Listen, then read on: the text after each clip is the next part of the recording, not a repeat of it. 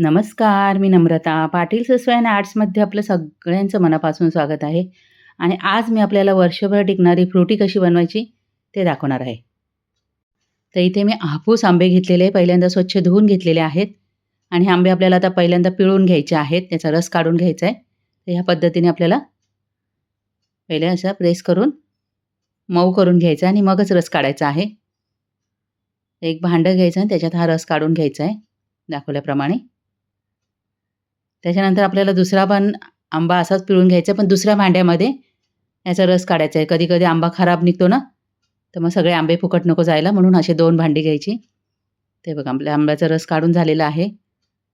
तर एक आंबा माझा खराब निघाला. 6 आंब्यांचा रस आपण काढून घेतला आहे. आता हा रस आपल्याला मिक्सरमध्ये फिरवून घ्यायचा आहे.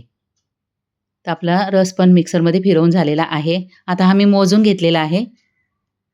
आता आपल्याला जितका रस आहे ना, त्याच्यात दुप्पट पाणी घ्यायचं आहे.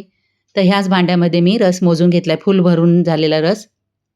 आता 2 पट आपल्याला याच्यात पाणी घ्यायचं आहे. 2 ते सव्वा 2 पट, जास्त पाणी घ्यायचं नाही आहे.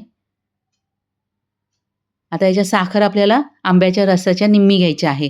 जर जास्त आंबट आंबे असतील, तर साखर थोडीशी जास्त वापरायला लागते. टेस्टनुसार साखर वापरायची आहे. आता ही साखर चांगली विरघळून घ्यायची आहे. साखर विरघळली. आता याच्यामध्ये टाकायची आपल्याला सोडियम बेन्झोएट पावडर. ही पदार्थ टिकवण्यासाठी आहे. मेडिकलमध्ये मिळते. जर मिळत नसेल तर त्यांना आणून द्यायला सांगा. मी आत्ताच आणलेलं आहे नवीन पॅकेट. आता हे तुमच्या समोरच फोडते. तर किती टाकायचं आपल्याला? फक्त 2 चिमटीभर टाकायचं आहे 6 आंब्यांसाठी. हे बघा, ही जास्त वापरायची नाही, पण हे टाकल्यामुळे वर्षभर तुमचा सरबत खराब होणार नाही, म्हणून ही टाकावीच लागते. आता गॅस मोठाच ठेवायचा आणि चांगली ही पावडर पहिल्यांदा मिक्स करून घ्यायची आहे.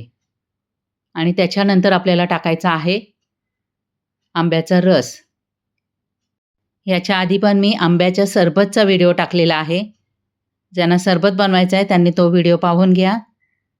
आता हे चांगलं मिक्स करत राहायचं आहे आणि याच्यात आता आपल्याला टेस्ट करायची आधी. ह्याची चव आहे ना, आंबट गोड यायला पाहिजे. तर नुसती गोड येत असेल तर याच्यात आपल्याला 1 चमचाभर सिट्रिक ॲसिड टाकायचं आहे. आंबे खूप आंबट असतील तर सिट्रिक ॲसिड टाकण्याची गरज लागत नाही. याला लिंबू फूल पण म्हणतात, लिंबू पावडर पण म्हणतात. तर 1च चमचा मी वापरले आहे. टेस्ट करून टाकायचं आहे. लिंबू पावडर टाकल्यानंतर परत टेस्ट करायचे. जर कमी वाटत असेल, चटपटीत झाला नसेल, तर परत थोडीशी टाकायची आहे. पण नुसते गोड आंबे घेत असेल तर 3 ते 4 चमचे आपल्याला सिट्रिक ॲसिड आपल्याला टाकायचं आहे. टेस्ट करून टाकायचं आहे. साखर जरी कमी असेल तरी टेस्ट करा पहिल्यांदा आणि नंतर 5 मिनिटं आपल्याला हे उकळवून द्यायचं आहे. सतत हलवत राहायचं आहे आणि त्याच्यानंतर आपल्याला थंड करून घ्यायचं आहे. हे बघा, आपली फ्रुटी आता तयार झाली. पूर्ण थंड करून घेतली.